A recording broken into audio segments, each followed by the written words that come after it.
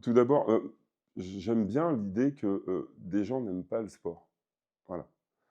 Ensuite, j'aimerais bien pouvoir définir un truc que j'ai compris il y a pas très, très longtemps puisque j'ai fait une préparation, pour, qui s'appelle l'APA, donc c'est de l'activité physique adaptée et en tant que sportif de haut niveau, j'avais, à cette époque, au moment où j'ai commencé à être coach, j'avais je sortais de l'école donc comme n'importe qui sortant de l'école, j'avais des idées et puis, ces idées, j'en ai fait mon métier et puis très rapidement, j'avais l'impression que, bon voilà, mon discours était le bon et pendant des années, j'ai travaillé comme ça. Donc ma pédale a changé effectivement, au gré des gens que je voyais, mais elle s'est peaufinée avec cette dernière formation que j'ai pu faire parce qu'en fait, ça m'a permis de définir et de faire le distinguo entre ce qu'est une activité physique adaptée et le sport.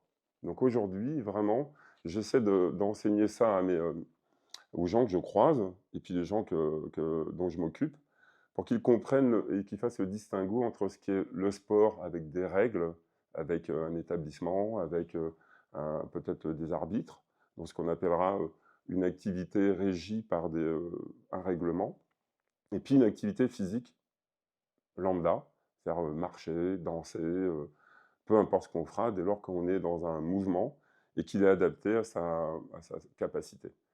Donc il y a vraiment un distinguo à faire et à partir de là, à partir de ce distinguo, de sa capacité à faire les choses de façon individuelle, de ce qu'on aura défini, de ce qui nous fait du bien, parce qu'on aura testé peut-être une ou deux activités, à partir de là, on fera comme on peut, comme on peut.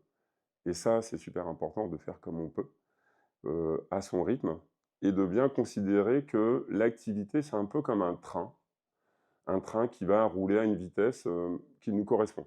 Donc cette vitesse est propre à chacun. Donc une fois qu'on a défini l'activité, le train se lance et puis on est dedans parce on était motivé, on est dedans. Souvent, en fait, cette motivation, elle va s'estomper un petit peu. Et puis, il va falloir admettre à ce moment-là qu'on puisse descendre du train. Et ça, c'est pas grave. C'est plutôt même génial de se dire, tiens, à un moment, j'en ai marre et je suis un peu fatigué mentalement, physiquement, mon activité, ma vie me prend un peu de temps, voilà. Et donc je descends du train. Mais ce train, en fait, c'est le nôtre. C'est le train de notre motivation, soit, qui a démarré, mais ça a du sens. Et comme il a du sens, il va toujours dans le sens de sa motivation et toujours dans le sens de ce qu'on a envie de faire, donc de se faire du bien. Et puis à un moment, ben, on remonte dans ce train parce que ça a du sens. Et puis ce qu'il y a de bien, c'est que comme il est à notre rythme, on remonte dedans.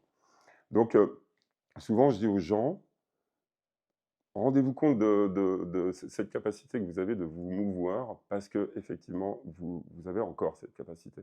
Il y a des gens qui ne l'ont plus, mais vous avez la possibilité de remonter dans ce train. Donc, il faut en profiter. Et ça il n'y a pas de fin là-dedans. La seule fin, alors elle peut paraître un peu radicale, mais la fin au mouvement, ça s'appelle la mort, quoi. Avant ça, vous avez tout loisir de descendre du train, de remonter dans le train, parce que c'est le vôtre et qu'il est unique.